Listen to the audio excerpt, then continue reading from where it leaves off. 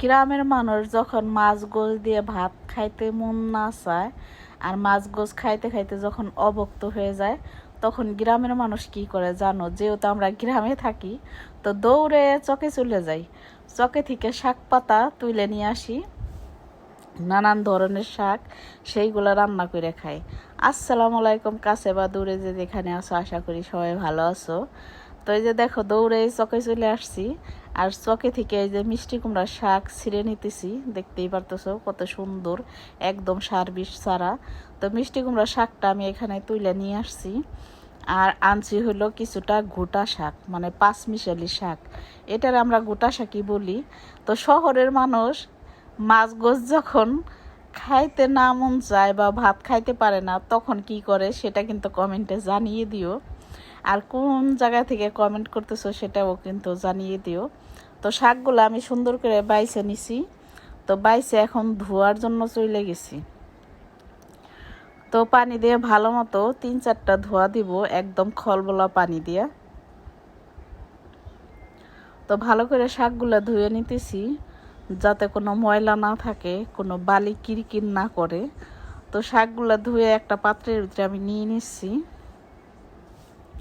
তো এইরকম করে শাকটা রান্না করলে যে কত সুস্বাদু হয়, সেটা যদি বাসায় একবার হলো রান্না করো তাহলেই বুঝতে পারবে, তাছাড়া কিন্তু বুঝতে পারবে না। তো শাকটা আমি নিয়ে নিয়েছি, দিয়ে দিলাম পেঁয়াজ, কাঁচামরিচ কুচি, রসুন কুচি। তো এখানে দিয়ে দিছি স্বাদ মতো নুন। আর কাঁচামরিচের যে দাম, এত ঝাল ঝাল কিন্তু এই শাকটা খাওয়া যাবে না, এর জন্য ঝালটা একটু কম দিয়েছি। তোমরা তারপরও যেরকম ঝালটা খেতে পছন্দ করো ঠিক ওই রকমটাই দিয়ে নিতে পারো। তো ঢাকনা দিয়ে দিয়েছিলাম, কিছুক্ষণ পর ঢাকনাটা খুলে নেড়ে চেড়ে একদম ওপর নিচ করে নিচ্ছি শাকটাকে। তো উপর নিচ করে আবারও ঢাকনা দিয়ে দিলাম, এখনও ভালো মতো সেদ্ধ হয় নাই। তো কিছুক্ষণ পর আবারও খুলে নিচ্ছি, শাকটা একদম পারফেক্টভাবে সেদ্ধ হয়ে গেছে। আর কি সুন্দর যে একটা গ্রান বাড়িটার ভিতরে মোমো করছে, কি আর বলবো গো, অনেক সুন্দর একটা গ্রান।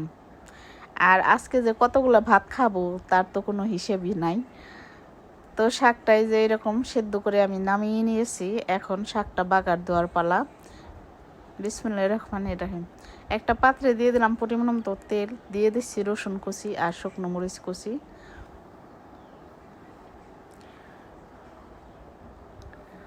এখন নেড়ে চেড়ে এইগুলাকে একটু ভাজা ভাজা করে নেব।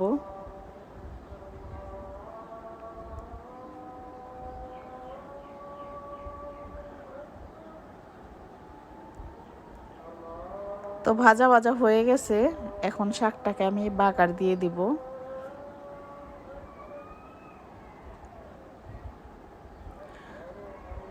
শাকটাও বাগার দেওয়া হয়ে গেছে, এখন কিছুক্ষণ নেড়ে চেড়ে নামিয়ে নিলেই কিন্তু শাকটা হয়ে গেছে।